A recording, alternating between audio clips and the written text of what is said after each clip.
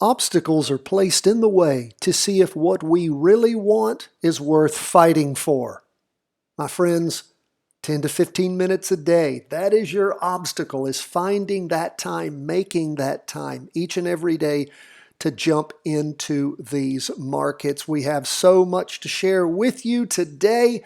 We will start off with our first weekly vertical crossover. Yes, there was one. We sent out the text yesterday. If you're not registered at our texting service to get that free text when there's a weekly vertical crossover on one of our four, actually five, because we include Bitcoin now in the charts that we track. We added Bitcoin many months ago because you requested it.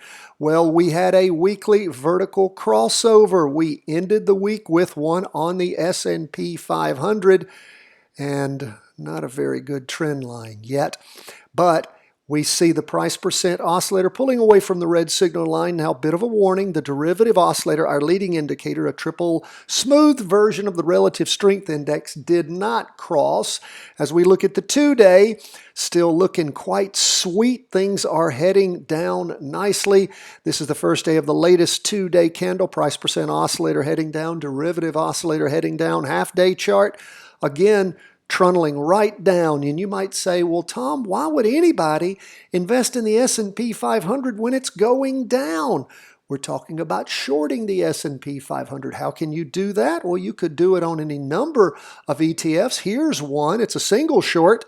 Look at what it does. It goes up when the S&P goes down. Now, again, there are higher fees associated with theirs. There's a number of things. It's revalued on a daily basis. It's not something you stay in long term, but it's something for you to practice trade. Remember, not a stock calling service. We're an education firm. We want you to practice with us. Learn how to do this. And it is doable. You can. Just 10 to 15 minutes a day. And again, it's not easy. If it were easy, the market wouldn't work. Everybody can't make money. Only the good people. That is the people that commit themselves to it and practice. You can do this. Stick with us. I enjoy it. I'm in it every day, and I have you guys to thank for that. Now, let's look at the Qs. Surprisingly, I said the Qs would really have to be down on Friday for there to be a crossover. Lo and behold, those of you checking the charts toward the end of the day, you saw it. It crossed over. The Qs did. Because they were down 1.74%. Look at that look at that red down candle with the big wick on the bottom, little wick on the top. That's a bit of a warning because of that up movement during the week. The crossover did occur, not super strong like you saw on the S&P when it came to the price percent oscillator. Also a little warning sign there. Derivative oscillator didn't cross. Now we go to the 2-day.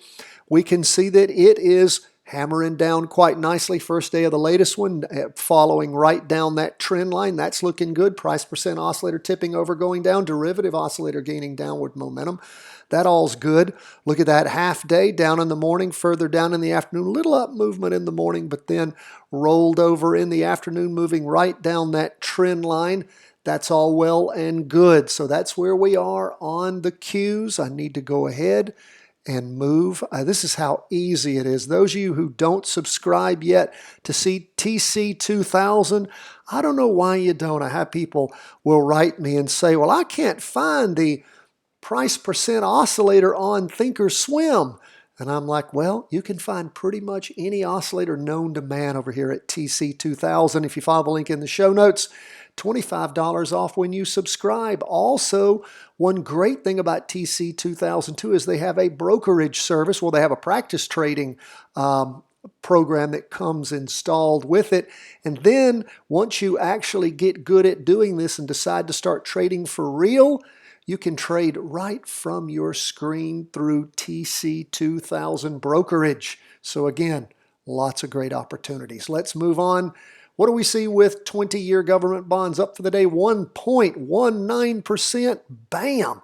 That weekly vertical crossover all the way back on the 12th of November took a little while to take off, but man, did it take off this week. Price percent oscillator spiking up, derivative oscillator heading up, just looking wonderful. Look at that 2-day trend line just jamming up. price percent oscillator, derivative oscillator, half day, up some in the morning, bounding on up in the afternoon. Bonds are a cooking. So that is where we are with bonds. What about gold? Second down week in gold. Now, gold was up for the day, 0.84%, but it was a down week for gold. Price percent oscillator still moving down. Derivative oscillator positive, losing upward momentum. What do we see on the first day of this latest 2-day candle? Slowing down. It looks like a little bit. Didn't reach the prior low yet. Price percent oscillator also not heading down at the steep angle it was. That derivative oscillator still heading down, and this is where you can see things sort of bottoming and moving back up. We'll see. We did have a crossover there at the end of the day. This is only on the half day, so this isn't saying a lot, but every big up move has to start first on the half day, doesn't it? So not saying that's occurring, just saying that. So that is where we are on gold. Still lots of downward pressure on gold. And let's go to Bitcoin. We talked about the potential for a weekly vertical crossover going down in Bitcoin. Well, my friends, it occurred. It's not a strong one. If it's a big up week next week, it could pull that back through. Always remember that when you don't have strong crossovers, you can see these things change on you and pull right back through. So we'll keep an eye on this, but 3 weeks of down movement, crossover. Look at that derivative oscillator also crossed over. Look at the 2-day red down candle. It was down for the day. Not much, particularly for Bitcoin, 0.43%. Now that's not 4%. That's 0.43. So 0.4%. Now, the price percent oscillator heading down, derivative oscillator negative, losing some downward momentum. Oh, the other thing I need to do too is change this trend line.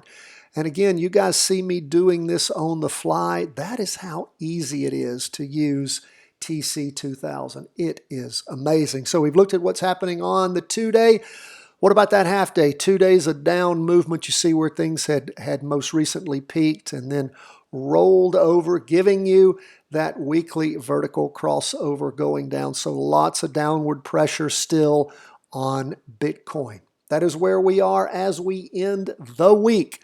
Thank you so much for being with us, friends. If you are interested in supporting the work we do here and get lots of incredible benefits, how do you do that? You become a Patreon supporter. Every week, 20 weekly vertical crossovers available for you on the S&P 500. We strive to find 20 of those every week. We like to have 10 up and 10 down. This week, lots of down movement. We only had 3 up, 17 down for you to look at and practice trade a few of those, plus that once a month live question answer call-in session and all the special trainings for our Patreon members only, in particular the 3-part series, Options Made Simple, the Charting Wealth Way. God bless my friends. All the best from the whole team at Charting Wealth World Headquarters.